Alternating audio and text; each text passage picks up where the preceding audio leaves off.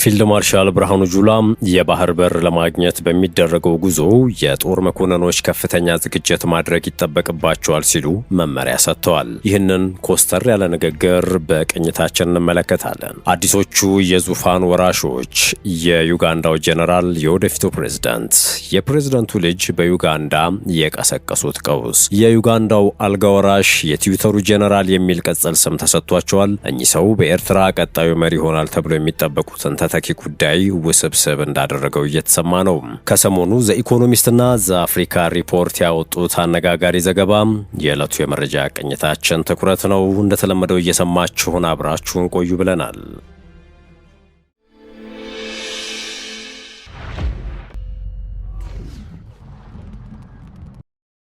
ፊልድ ማርሻል ብርሃኑ ጁላ የባህር በር ለማግኘት በሚደረገው ጉዞ የጦር መኮንኖች ከፍተኛ ዝግጅት ማድረግ ይጠበቅባቸዋል ሲሉ መመሪያ ሰጥተዋል። የኢትዮጵያ ብሔራዊ መከላከያ ኮሌጅ በስትራቴጂና ደህንነት ጥናት ዘርፍ የላቀ ብቃት ያላቸውን 42 ከፍተኛ የጦር መኮንኖችና ከሲቪል ደህንነት ተቋም የተውጣጡ መሪዎችን በዛሬው ዕለት አስመርቋል። በምረቃ ስነ ስርዓቱ ላይ የህዝብ ተወካዮች ምክር ቤት የውጭ ግንኙነትና የሰላም ጉዳዮች ቋሚ ኮሚቴ ሰብሳቢ ዲማ ነጎም፣ የኢፌዴሪ የጦር ኃይሎች ጠቅላይ ማጆር ሹም ፊልድ ማርሻል ብርሃኑ ጁላን ጨምሮ ከፍተኛ አመራሮች ተገኝተዋል። ፊልድ ማርሻል ብርሃኑ ጁላ ለተመራቂዎቹ ባስተላለፉት መልእክት ኢትዮጵያ የባህር በር ለማግኘት የምታደርገው ጉዞ ፈታኝ መስመሮችን ማለፍ የሚጠይቅ መሆኑን በመረዳት ጠንካራ ዝግጅት ማድረግ ያስፈልጋል ብለዋል። ተመራቂዎች ወደ ስራ ስትሰማሩም በትምህርት ቆይታችሁ የቀሰማችሁትን እውቀትና ክህሎት በተግባር ከሚገጥሟችሁ ሁኔታዎች ጋር በማዛመድ ለውጡ በግልጽ የሚታይ የአመራር ስራ መስራት ይጠበቅባቸዋል ነው ያሉት። ሰራዊቱ ወሳኝ የዝግጅት ስራዎችን እያከናወነ መሆኑን ጠቅሰው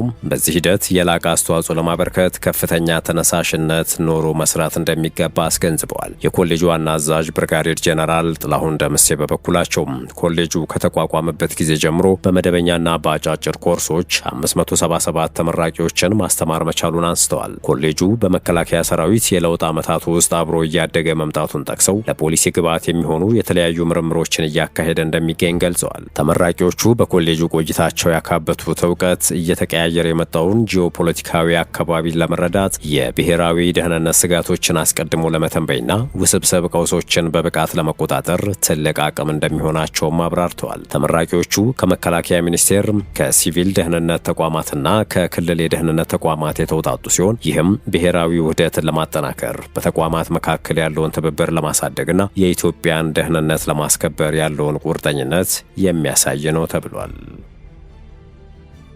ወደ ሌላኛው ጉዳያችን እናምራም። ሁለቱ አንጋፋ መሪዎች የዙፋን ወራሾች ዩጋንዳና ኤርትራ ለየቅል የሆኑበት ቁልፍ ጉዳይ።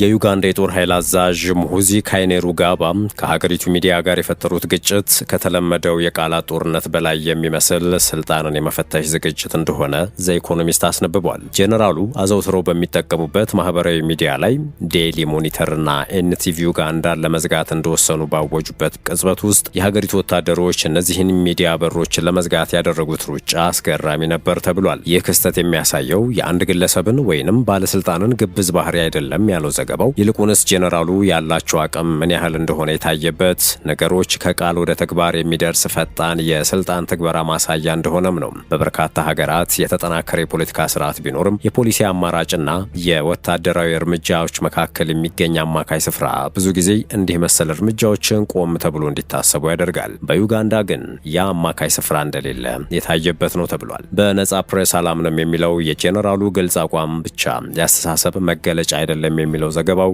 የስልጣን ወሰን መልእክት ነው ብሎታል። በዩጋንዳ ይህ ክስተት የሚያሳየው የስልጣን መዋቅር ውስጥ ያለው የጦር ኃይል ተጽዕኖና የግለሰቦችን አቅም ወሰን ነው። የወታደራዊ ኃይልና የፖለቲካ ስልጣን በአንድ ሰው እጅ ሲገቡ የተቋማት የተለመደው መስመር ይጠፋል ወይንም ይደበዝዛል። በዚህ መሃል ግን አወዛጋቢው ጄኔራል ሁለት ተቀናቃኝ ሹማምንት መጥተውባቸዋል። የፕሬዝዳንቱ ዩዌሪ ሙሴቬኒ አማች ኦድሬክ ሩዋብዎጎም ወደ ንቁ የፖለቲካ መድረክ ብቅ ብለዋል። የዘአፍሪካ ሪፖርት ትንታኔ በዩጋንዳ የስልጣን ሽግግር ዙሪያ እየተፈጠረ ያለው የውስጥ ፉክክር ከውጭ የሚታየውን የፖለቲካ መረጋጋት እንደማያንጸባርቅ ግልጽ ነው ይላል። ትንታኔው በሶስት ዋና ዋና ጉዳዮች ላይ ነበር ትኩረት ያደረገው።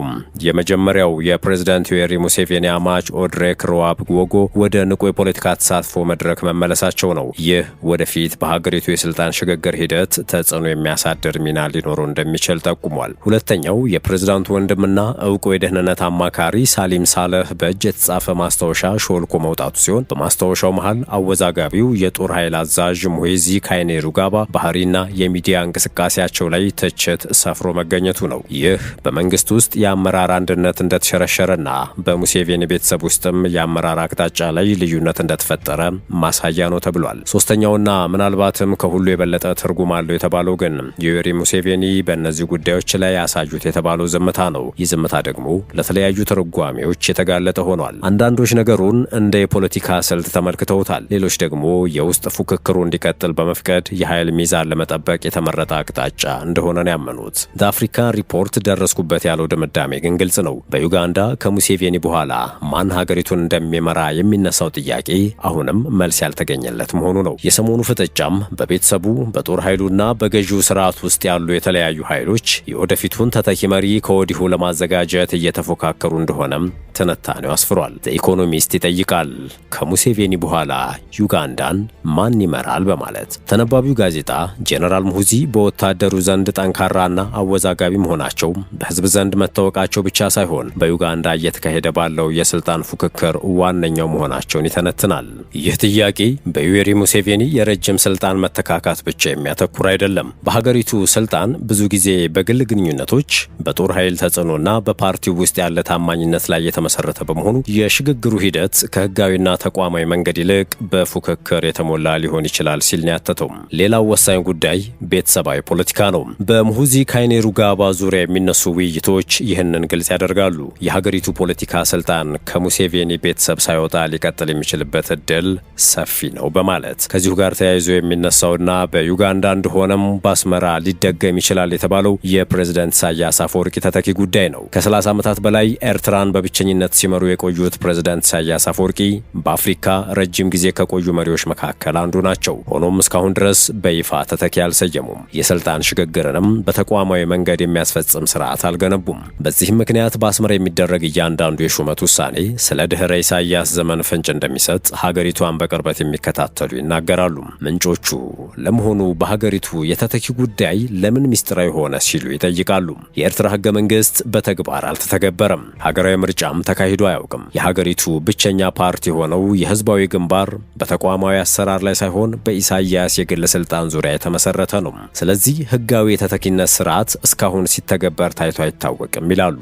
ይህ ሁኔታ ደግሞ ላለፉት ዓመታት የተለያዩ ግምቶችና መላምቶች እንዲቀሰቀሱ ምክንያት ሆኗል። ከነዚህ መካከል በጣም አነጋጋሪው መረጃ ኢሳያስ ከልጆቻቸው አንዱን ለስልጣን ሊያዘጋጁ ይችላሉ የሚለው ነው። ሆኖም እስካሁን ድረስ ከልጆቻቸው ማንኛውም በፓርቲ በመንግስት ወይም በወታደራዊ ተቋማት ውስጥ ለሀገር መሪነት እየተዘጋጀ መሆኑን የሚያረጋግጥ ታማኝ መረጃ ተገኝቶ አያውቅም። ከዩጋንዳው ዩዌሪ ሙሴቬኒ ዝግጅት ጋርም ለየቅል ነው። እናም የሚሰሙ መላምቶች በመረጃ ያልተደገፉ ግምቶች ብቻ ናቸው። ለእነዚህ መላምቶች መነሻ የሆነው ይህ ከሳምንት በፊት የተሰጠው የአቶ ጌታቸው ረዳ አስተያየት ነው።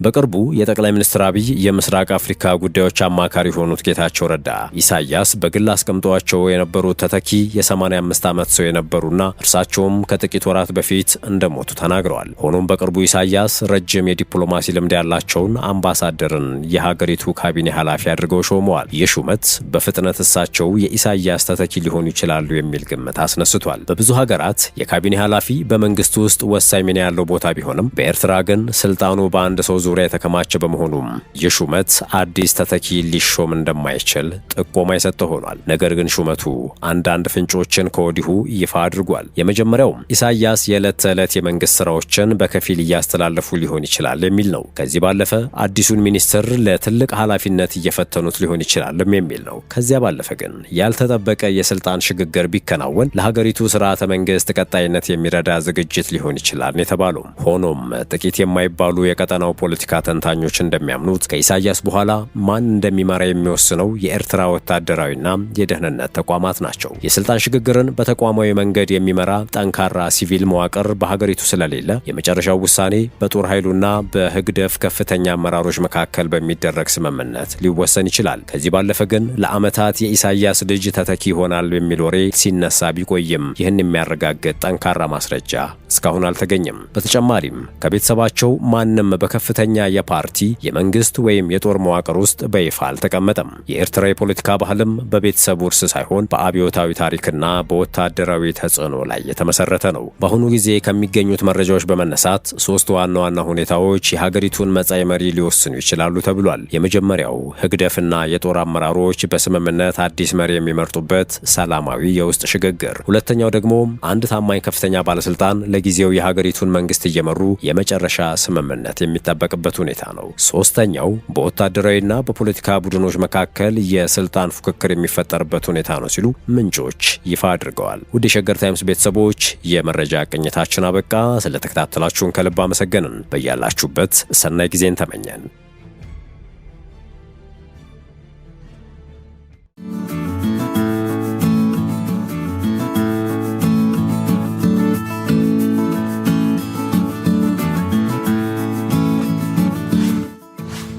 ሸገር ታይምስ ሚዲያን ሰብስክራይብ በማድረግና ደወሉን በመጫን ይከተሉን።